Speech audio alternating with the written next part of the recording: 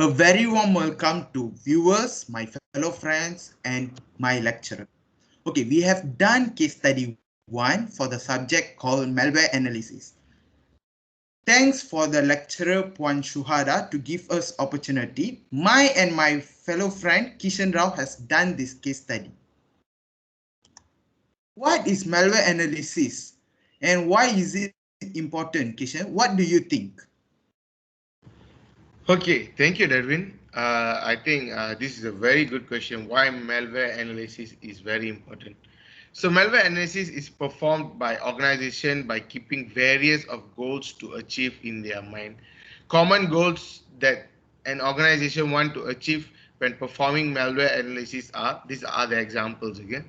So, to access the damage from caused by security incidents from the attacker, to discover points of indicator of compromise, to locating the affected machine, to determine the level of the malware involved in the affected system, to identify the vulnerability exploited by the malware, to prepare for patching according to avoid future attack due to the same vulnerability, to identify the source of the attack, to learn the present incident and taking appropriate measure like updating security policy.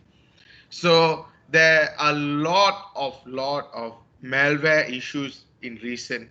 So this is why are the main things that we should be ready, or why we need to do malware analysis. I think this would have given a clear image, or at least a simple image of this. So, but from here, I have a question. Do you know the types of malware analysis that you have gone through, or I mean, you have come across, Darwin? Okay, yes, of course. Okay, malware is basically such as spyware, adware, Trojan, and many more. Okay, but if we see, we have to do analysis based on many types of malware in there. But what are the types of malware analysis? There are three: basic static analysis, basic dynamic analysis, hybrid analysis. Okay, basic static analysis is the process of analyzing an information source without accessing or executing it. Example like running through antivirus to check that the file is not corrupted. Okay, if you see, a doctor would do an x-ray for a kid heart to make sure it is fine. So it is example of in reality life basic static analysis. Okay, let's go on to basic dynamic analysis. Okay, basic dynamic analysis is a process of executing the suspect binary in an isolated environment and monitor its behavior. If you see, the malware can steal information, can steal data, or they can encrypt your data and do some ransom too. Okay, in reality life, if you see, a kid might have naughty behavior, he might run and so on. When he is running, we have to monitor his heart rate and see, is it fine?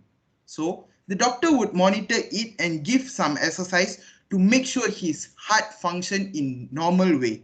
So it is an example how basic dynamic analysis is done. We are monitoring the kid's behavior in it. So in this type of analysis, we monitor the malware's behavior. What does it does to the system? Okay. Hybrid analysis is basically the mix of basic static analysis and basic dynamic analysis. This type of malware analysis is so efficient because we are combining two of them and we are reading it in a detailed manner. It also helps to detect unknown threats like sophisticated worm, Trojan, adware, spyware, botnet, and many more. Okay, now over to you, Kishyen, to explain about this case study. Okay, that was a great explanation about the type of malware analysis. I think everyone would have understand because you did that based on the real life. So now me and Darwin, we have came upon this case study that the realistic of ransomware attack at polytechnic and community colleges from 2016 to 2019.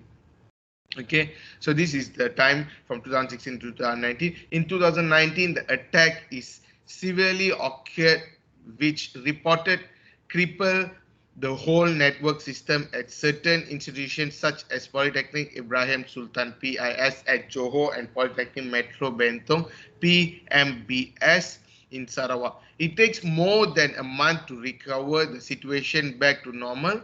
The headquarters of Polytechnic and Community College JPPKK needs to take the best action to prevent this situation before it keeps spreading bigger and severe. So as a network administrator in UO Security Sdn Bhd, solve this issue by the case study exercise provided as guide. So this is the case study that was given to us. This is an issue because polytechnics are basically main on all this kind of website and all those things. But when malware attacks comes in, the attackers comes in, we might have a lot of issues. So based on the picture here, you can see the status ancaman ransomware from the time from 2016 to 2019. There is some kind of issues and all. So this is how a few methods of how we can how to say, not to say we can avoid it fully, but to be aware of it and to give an slow less of these attacks. So maybe Darwin can go on the first type of how we can be aware of this.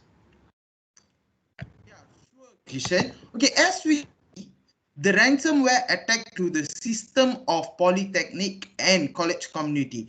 If we see, basic static analysis is just about scanning. We don't know how does the malware behave in our system. So the best technique to be used in this case is we have selected basic dynamic analysis. Analysis, it allows deeper visibility to uncover and view the threat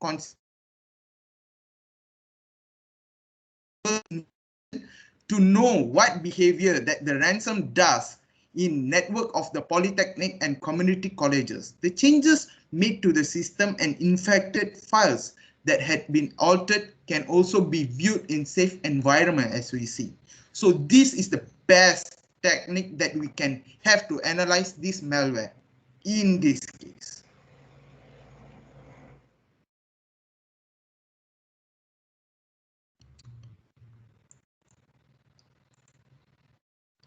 Okay, one of the best tools that can be used to analyze is RAGshot. RAGshot is a tool that allows to perform before and after snapshot of the Windows registry. It is used to see changes in registry after executing malware and before it.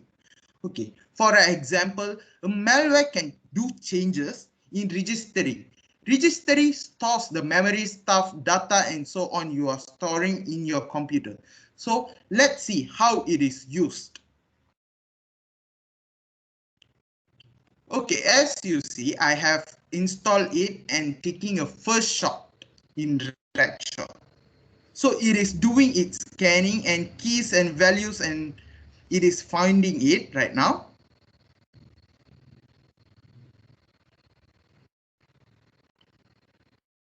Okay, it is taking some time to do his first shot because it's analyzing the whole thing.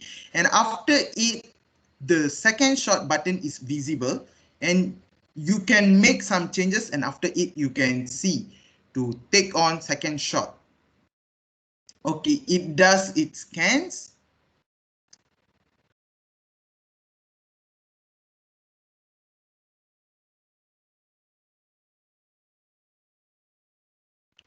After it, the compare button is visible. Upon I clicking it, it takes some time.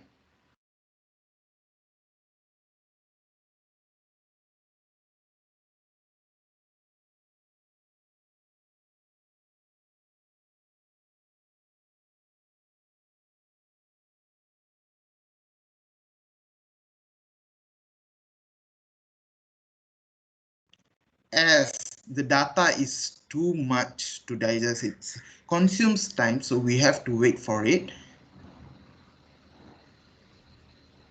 Okay, after it will pop up a notepad. It also says that how many keys are deleted and all of the registry that have changed in it. So it compares and it also states what are the files that have been changed in it. So as you can see, it's too long. It's too long. It's going more and more. Okay, let me fast scroll it. Okay.